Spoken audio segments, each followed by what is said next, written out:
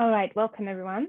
My name is Nadine Bayer. I'm the Academy Manager at A4S, and thank you so much for joining our webinar today on capitals accounting, particularly looking at biodiversity.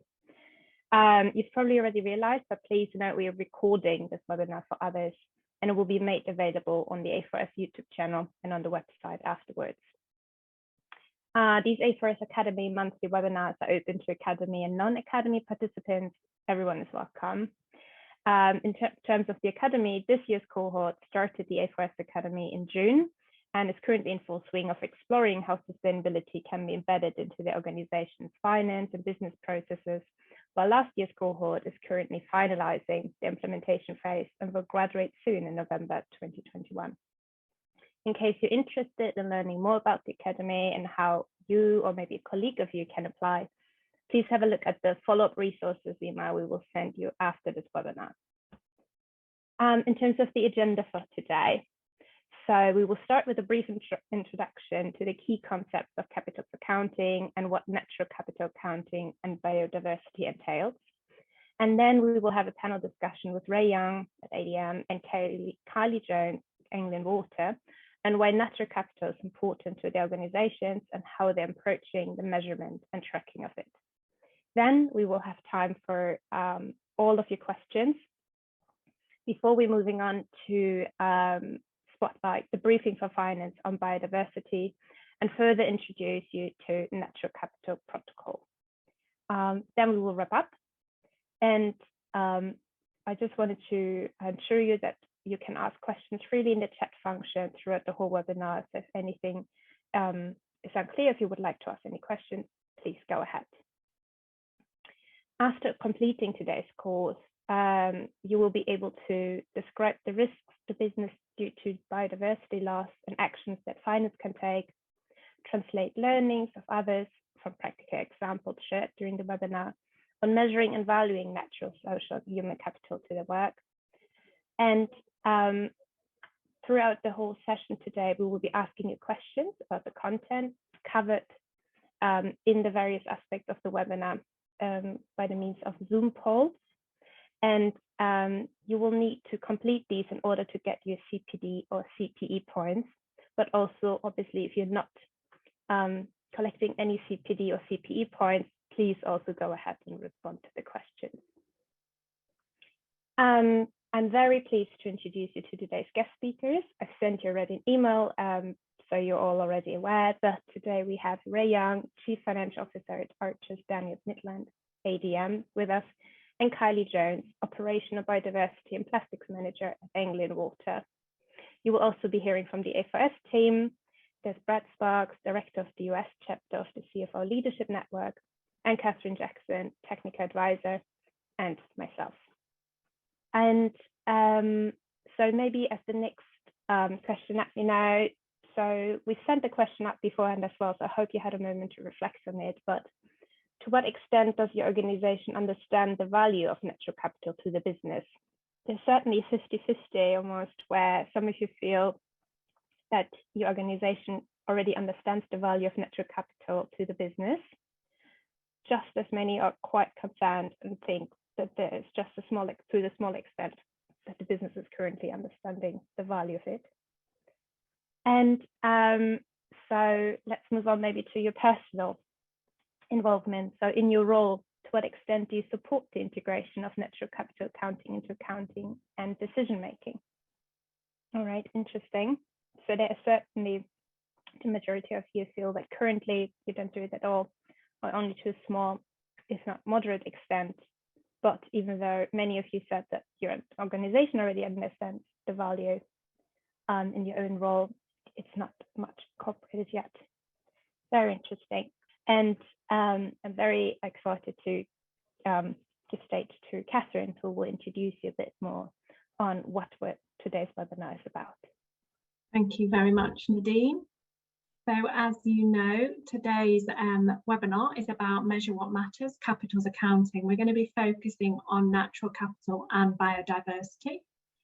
So what do we mean by Measure What Matters? We mean measuring social and environmental factors and incorporating them into business decisions. So very often an organisation's strategy will incorporate various social and environmental factors, but measurement and integration into day-to-day decisions can be challenging. So what we hope to do today is to introduce you to some examples of how this can be done and inspire you to find out more. As I said, we're focusing on natural capital and biodiversity, but due to the interdependencies between all the different capitals, it's likely that we'll touch on others as well. So as Nadine said, in a moment you'll hear from Ray Young from ADM and Kylie Jones from Anglian Water. I just wanted to introduce a couple of concepts very quickly to you to set the scene for that discussion. So the first one is around value creation. So if we can bring up that slide now on the value creation process. So I wanted to introduce this first so that when we're talking about the capitals, you can put them in the context of value creation. The slide that you see here comes from the International Integrated Reporting Framework, IIRC, which is now called the Value Reporting Foundation following their merger between IIRC and SASB. And it's very much looking at value creation for the organisation and for its stakeholders and society at large. As you can see, value is not created within an organisation alone. It's not a standalone process. It's influenced by the external environment, created through relationships with stakeholders, and is dependent on various resources. So at the core of the organisation is its business model. It draws on various capitals as inputs, and through the various business activities converts them into outputs, so products, services, byproducts and waste. The organisation's activities and its outputs lead to outcomes in terms of effects on the capitals. So you can see that flow as it goes through. All organisations depend on these various forms of capital for their success, and the value creation or erosion process is not static, so it's dynamic, it's moving, it's changing.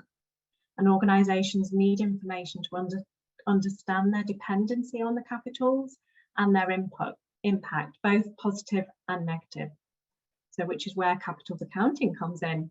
So that was a very quick introduction to the value creation process and setting the scene for the capitals.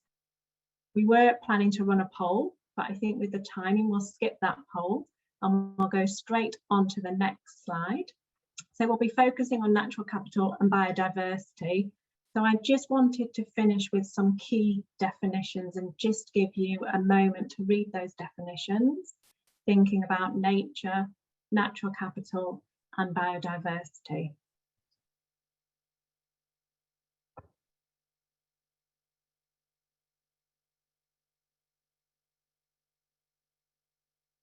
As you can see, all the definitions are different. It's important to understand these differences and similarities when considering natural capital accounting.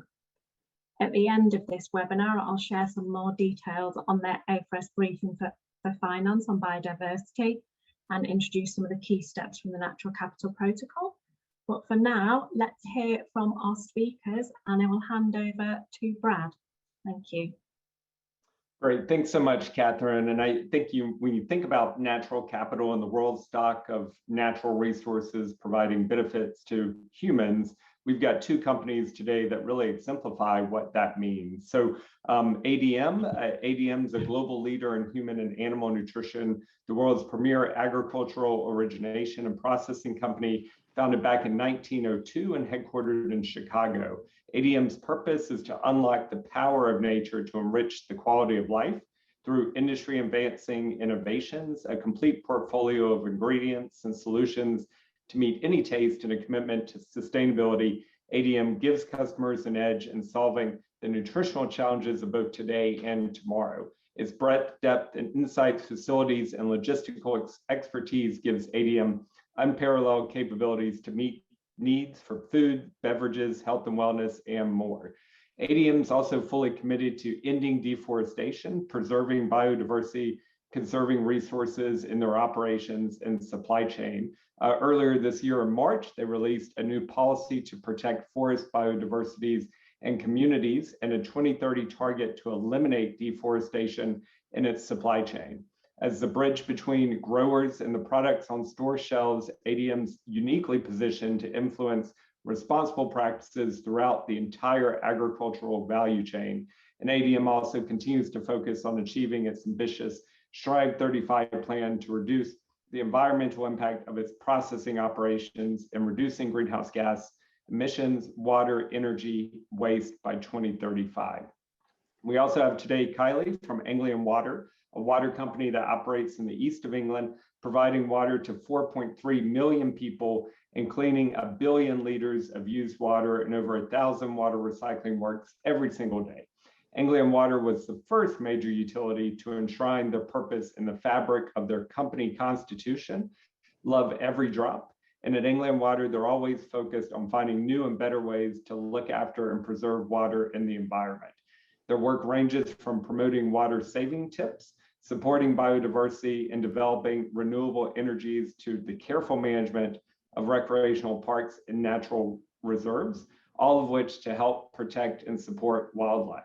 They also have a biodiversity strategy that sets out their approach. So as you can tell, these are two companies that are really at the forefront of thinking about nature and biodiversity every day. And we're really delighted to have both Ray and Kylie to join us to hear a little bit more about what they're doing in that space, and in particular, what the role of finance and the CFO is in thinking about these issues. So again, welcome Ray and Kylie. Ray, why don't we begin with you and talk broadly when we think about agricultural and food industry, their particular role in nature and biodiversity. How does ADM view that role? Well, good afternoon and good morning, everyone. It's great to be here to participate in the webinar.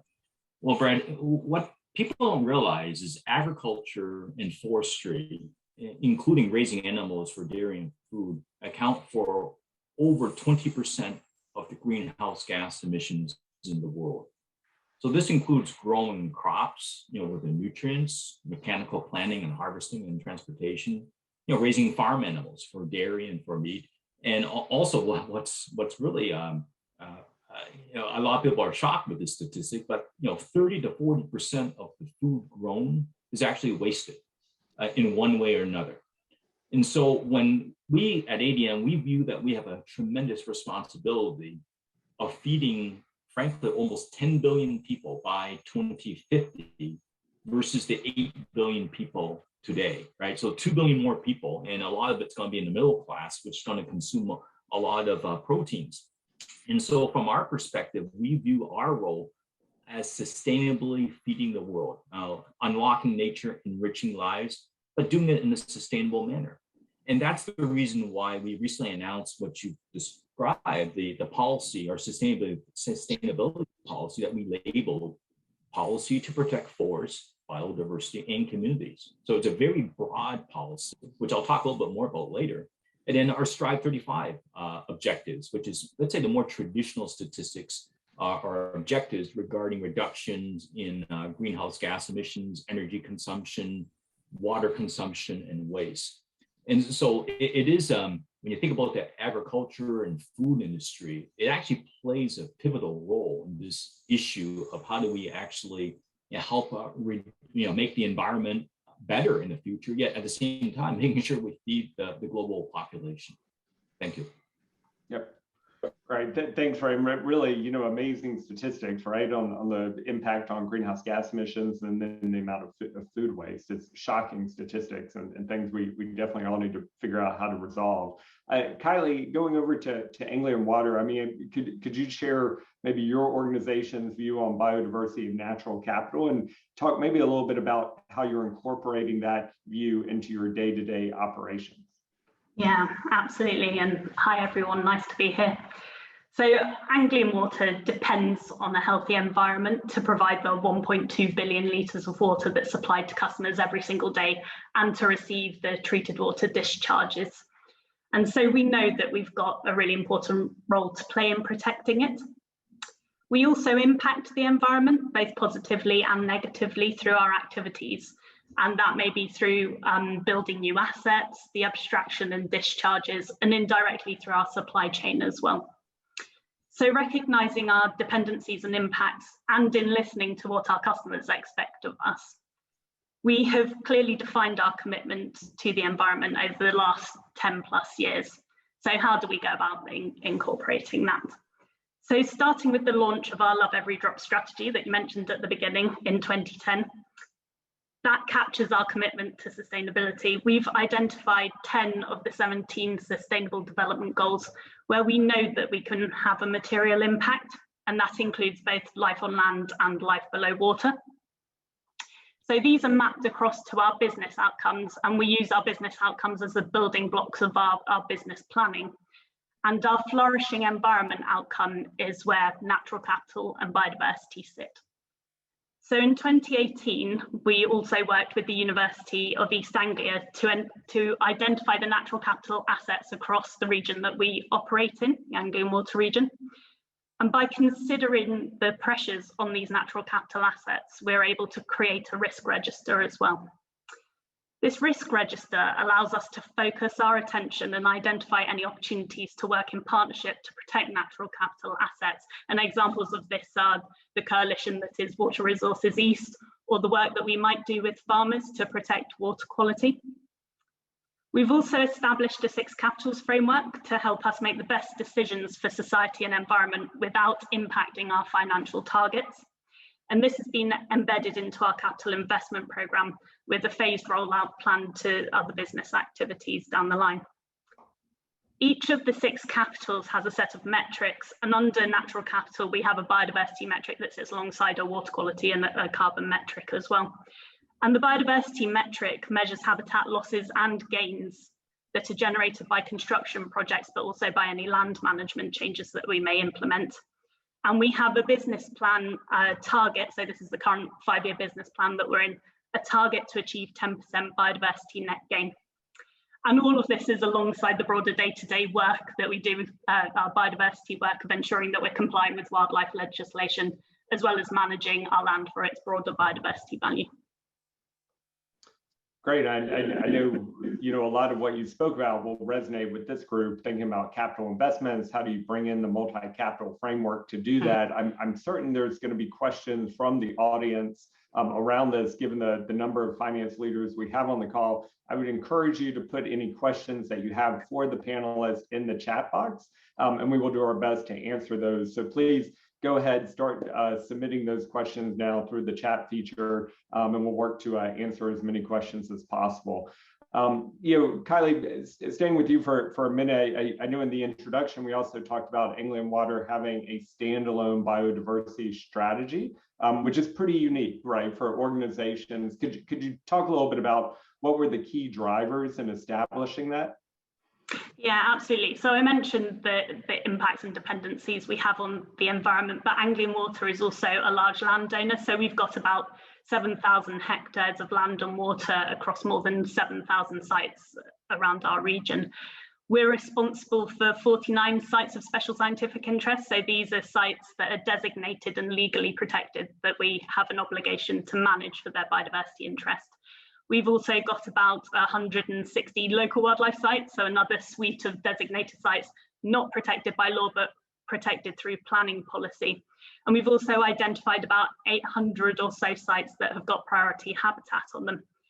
And these important areas for biodiversity all face pressures from things like invasive non-native species or pollution and climate change, of course, as well.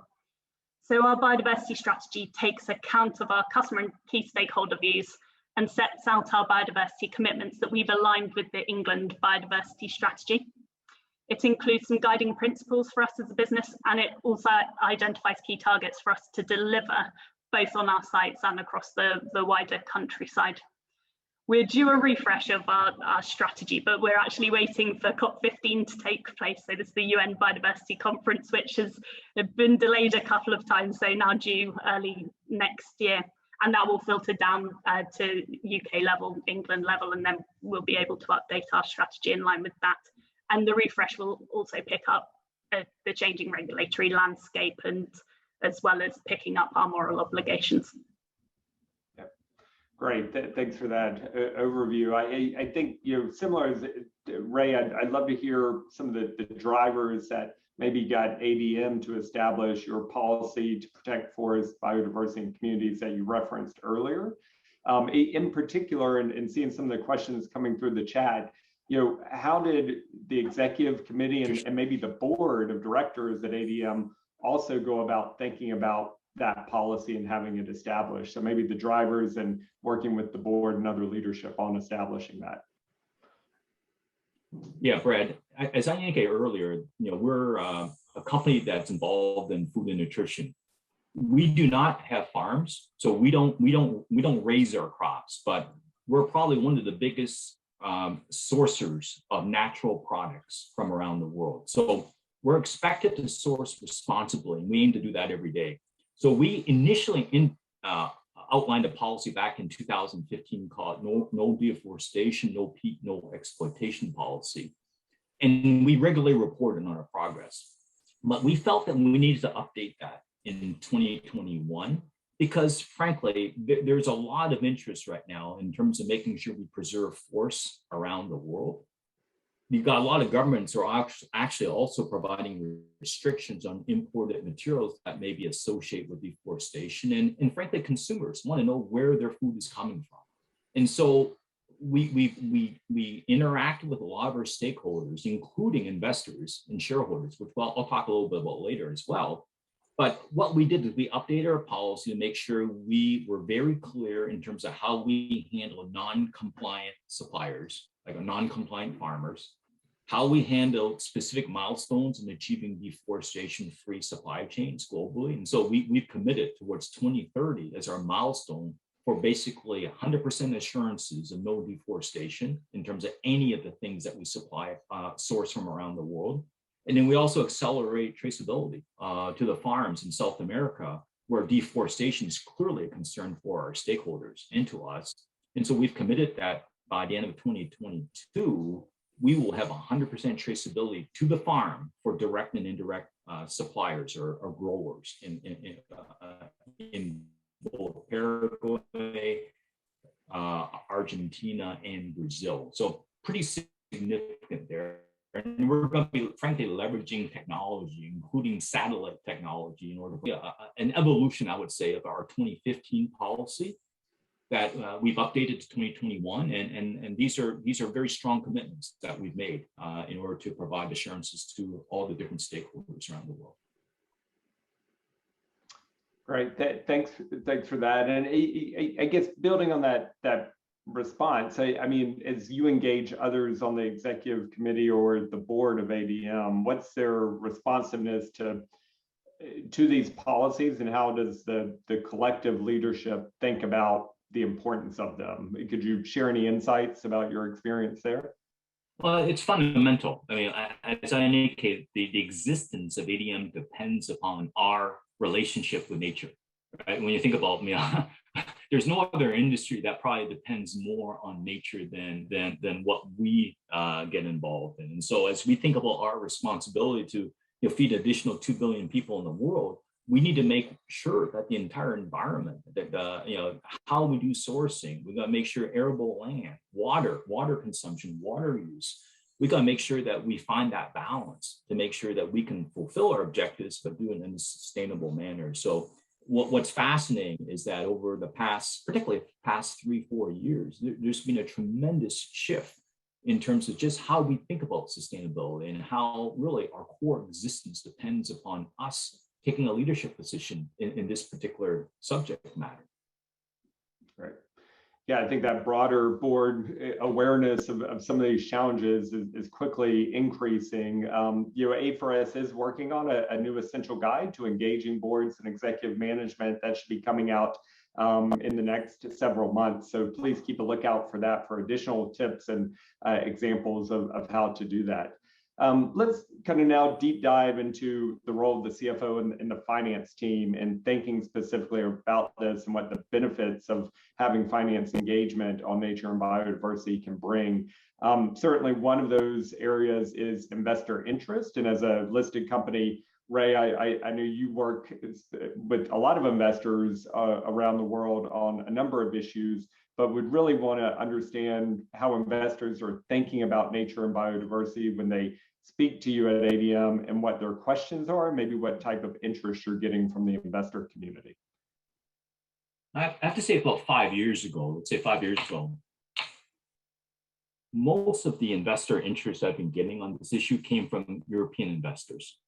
So anytime I went over to Europe to meet with investors, I spent time talking about what we did at ADM. And to be perfectly honest, very little interest from US investors. But I have to say, over the past, I'd say past 2-3 years, it started pivoting. We're starting to get a lot more interest from US investors. You know, initially from the government's departments of the big funds, but now even getting into the portfolio managers in terms of asking us questions about sustainability, what we're doing, how that fits within our strategy of the company. So I would have to say that the US investor base is catching up to Europe right now, which is important, right? And we actually feel that it's important for the global investor base to be very sensitive to this issue. I know within our own board, and again, our board of directors represents the investors, right?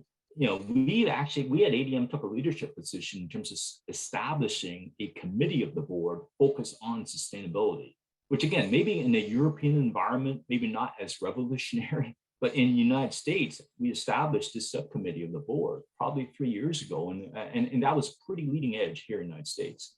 And they meet every quarter. They spend time with the chief sustainability officer talking about the key issues that are driving our business in the area of ESG on a broader sense.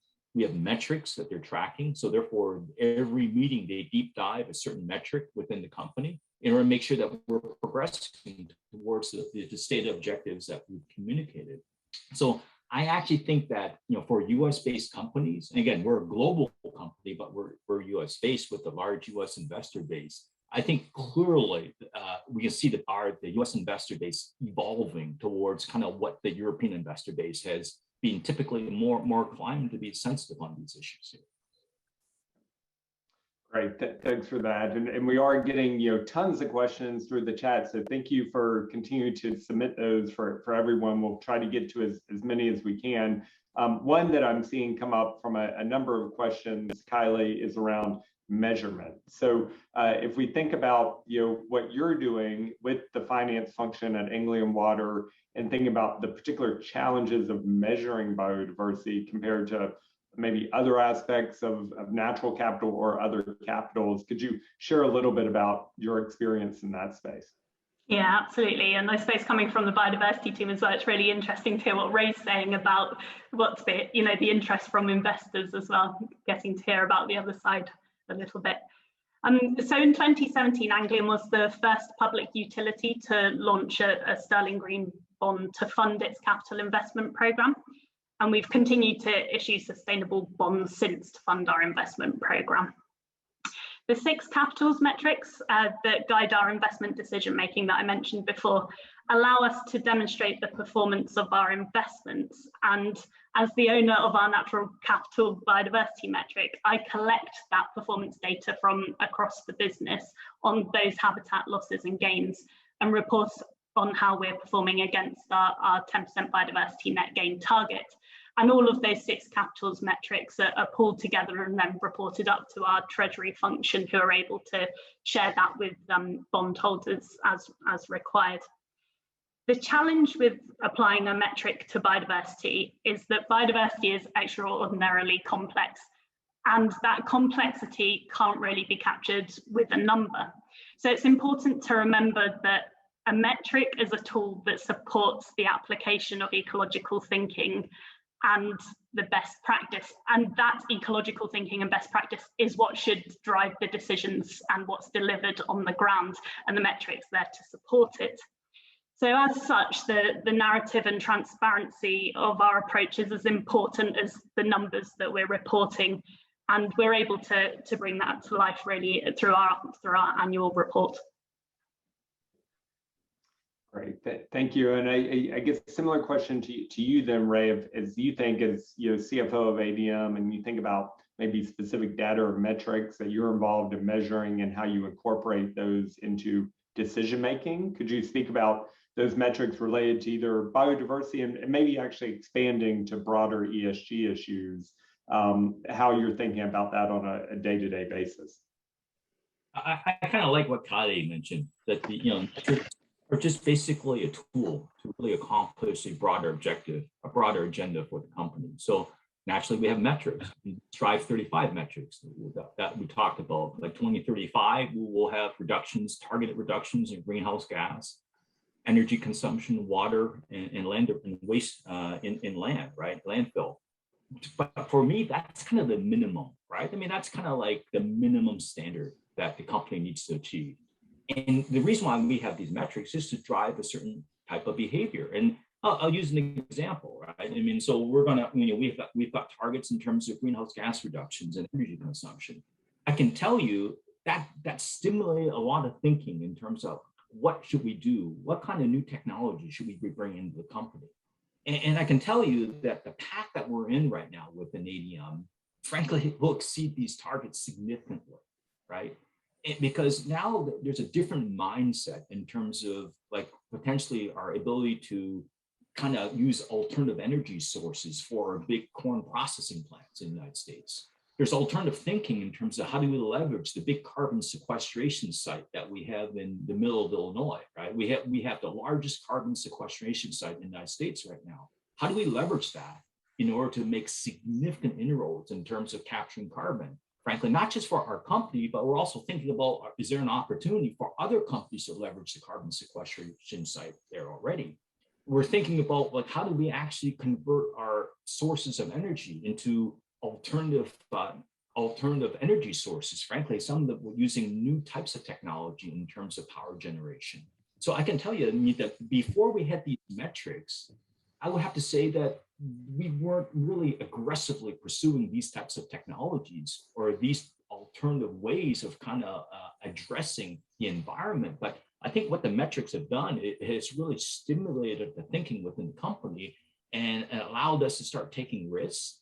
And frankly, it significantly has impacted us in terms of how to think about capital allocation, right? In terms of like, we view this as capital allocation, important capital allocation, frankly, not just to meet or comply with these targets, but almost a capital allocation in order for us to think about new growth businesses within our own company here. So it's actually, the way I kind of think about these metrics, and that's a CFO's perspective, I use these metrics, we use it to track it, but it's meant to drive a certain type of behavior and a certain type of risk-taking within the company here. Thank you for that, Ray. Wait, why don't we put up a poll question? As part of our continuing professional development and education credits, we do ask for interaction from the audience. So James, if you can add the poll question, which really is intended to understand, what are the ways that finance teams add value to capital accounting? So if you can put that up.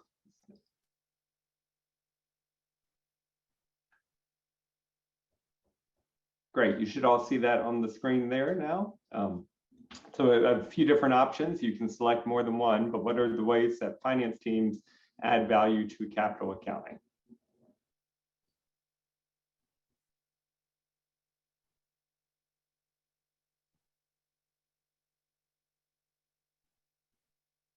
All right, just a few more seconds to get your final responses in there.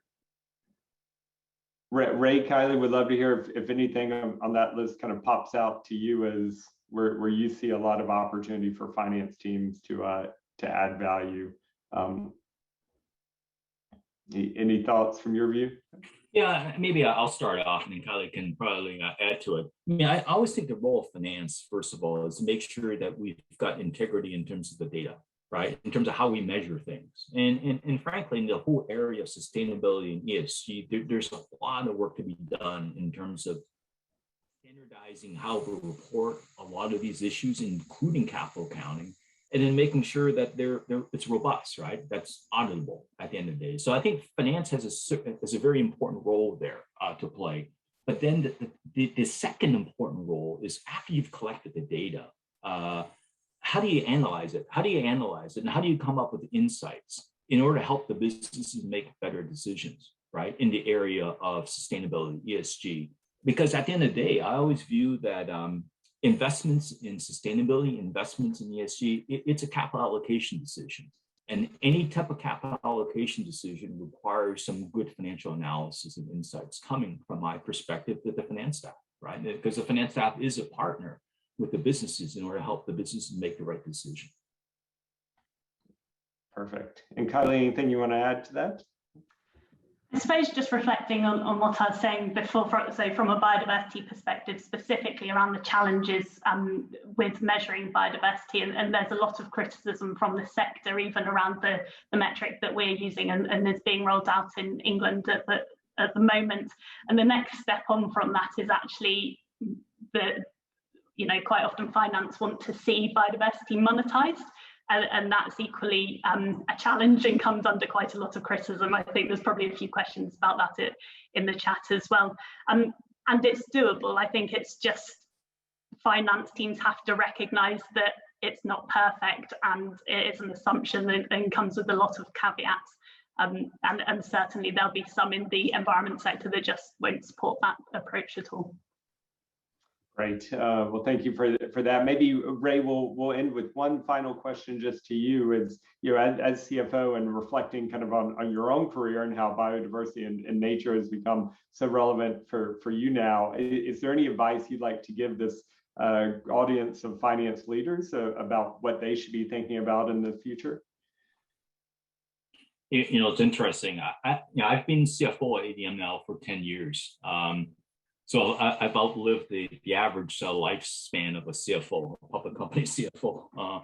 And my thinking on sustainability clearly has evolved through these 10 years, clearly has evolved, especially as the company has evolved, frankly, in terms of how they view our role in terms of global sustainability. And also from a personal perspective, I have almost a 3-year-old son now, right? And so I'm a late father, let's put it this way. And this issue of sustainability gets personal for me, because I do wonder about what kind of world my son is going to grow up in, right? And so there's kind of a convergence regarding kind of what the company's doing, my role as CFO, and in my personal life, whereby I do worry about like what kind of world, from both, not just an environmental perspective, also from a social perspective.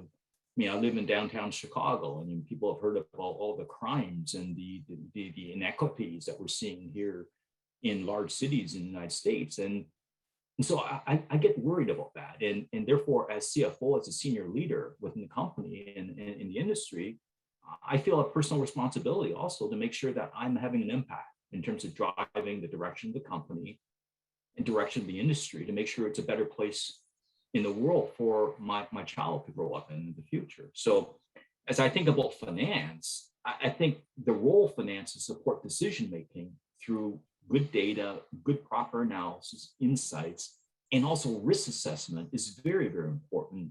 And I can only see the role of finance growing in this whole area of ESG and sustainability. And so I applaud the members who are participating in the A4S Academy.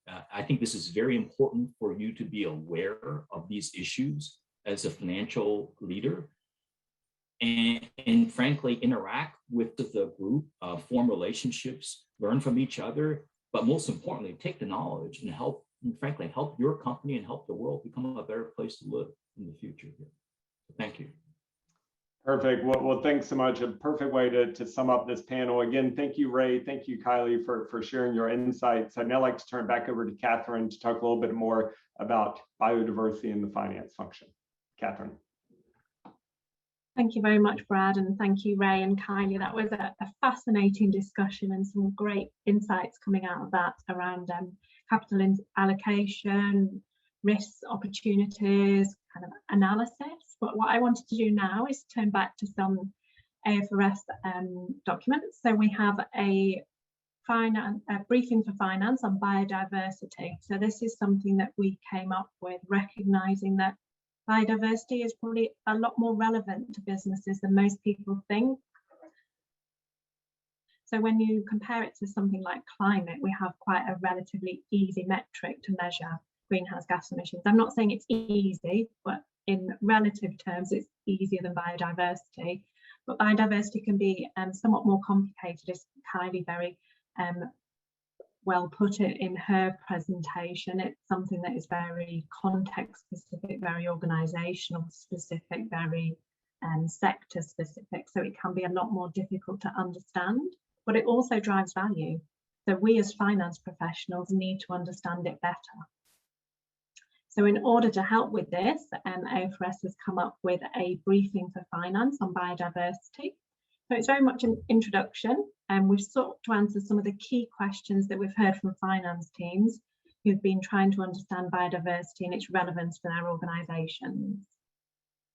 So why does it matter? So we can see that humanity has already caused the loss of 83% of wild mammals and half of all plants, and altered 3/4 of the land-based environment.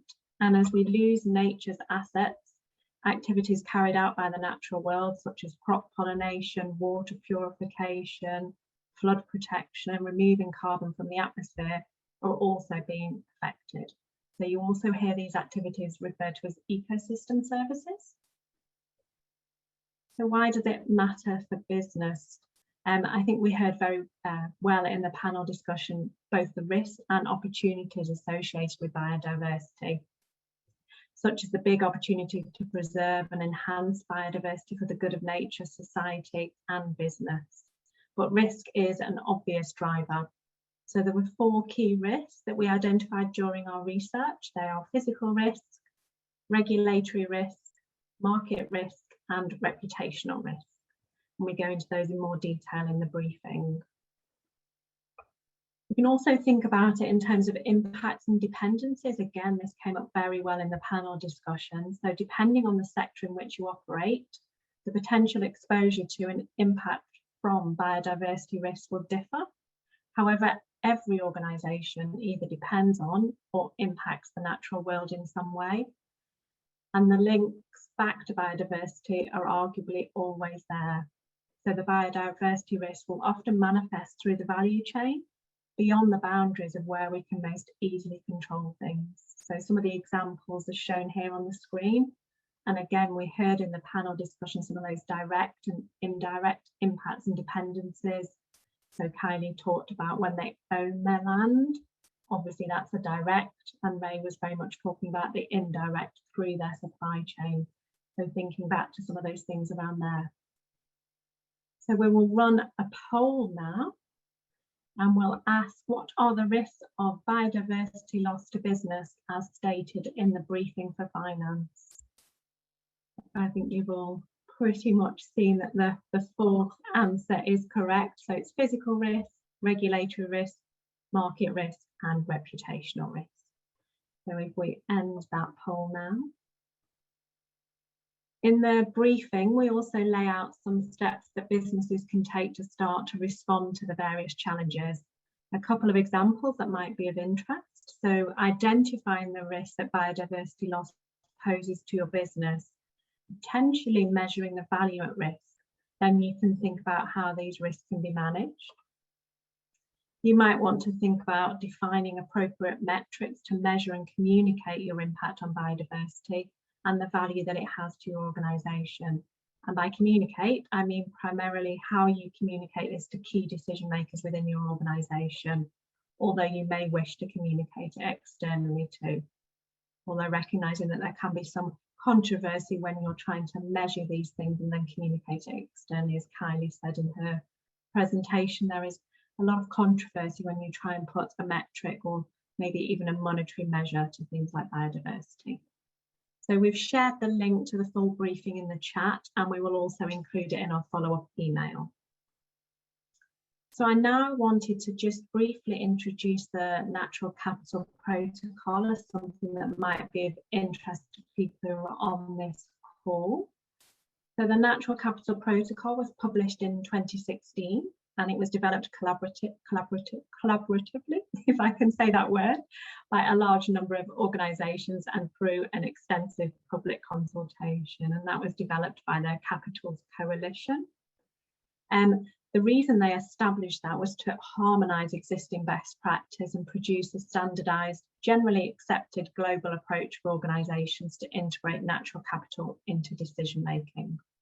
Alongside the Natural Capital Protocol, the Capitals Coalition have also developed a social and human capital protocol.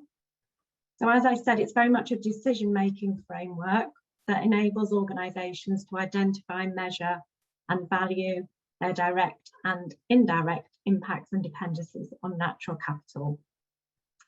And it's based on that understanding that if you don't know what your impacts and dependencies are, then it's very hard for decision makers to make those right decisions, and they could potentially have significant risks and opportunities. And a capitals approach, so broadening beyond financial, beyond manufactured capital, allows decision makers to have more information when they're making their decisions. So just to make you aware that we're in the process of refreshing the AFRS Essential Guide on Natural Capital Accounting so that it focuses directly on natural capital and reflects the large amount of progress that has been made since it was published. And the refreshed guide will draw on the stages and the steps of the Natural Capital Protocol from the Capitals Coalition. So I just wanted to briefly highlight those 4 stages that are covered in the framework.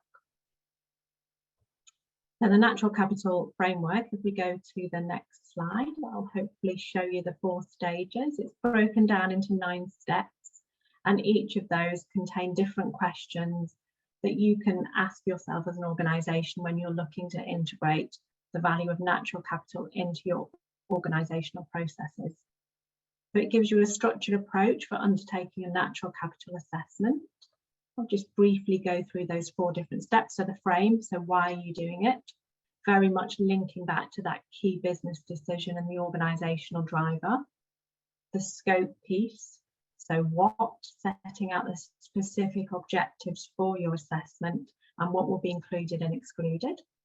Measuring value, so the bit we all like as finance professionals, so determining and measuring those impacts and dependencies, measuring those changes in the capitals, and then going through to valuing those impacts and dependencies. And then the apply stage is, what do those results mean? So as Ray said, trying to analyse that, what are the insights, what is that telling us, and how they can be used within the business decision-making process. And we'll be looking to follow those steps as well when we refresh our natural capital accounting guide, but also bring in those practical insights and examples from finance professionals and from the organisations we work with through the CFO Leadership Network. So just to finish, to say that the Capitals Coalition also have a biodiversity supplement, which might be of interest to people. And again, we'll include that in the resources email. And that supplement helps to strengthen the way biodiversity is covered in the protocol. So actually trying to bring out the specifics of biodiversity that need to be covered when you're thinking about it. And they've also recently published some examples from companies who try to put that into practice. And as I said, all of those resources will be shared in the follow-up email that will come after this webinar. So thank you again to our panelists, and thank you for everyone attending. I'll hand it over to Nadine now for our wrap-up. Thank you. Thank you, Catherine, and thank you, Kylie and Ray, who unfortunately had to leave us already, for giving us such detailed insights into how you incorporate natural capital accounting and biodiversity into business and finance processes, and how you're approaching the measurement and tracking of it.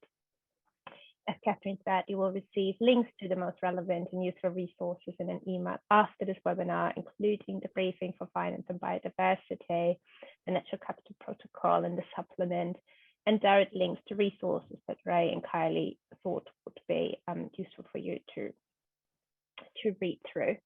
The recording of today's session will be available in a week's time and will also be shared with you via email in case you think about if you have any colleagues who you think might really benefit from all the information that was shared with you today.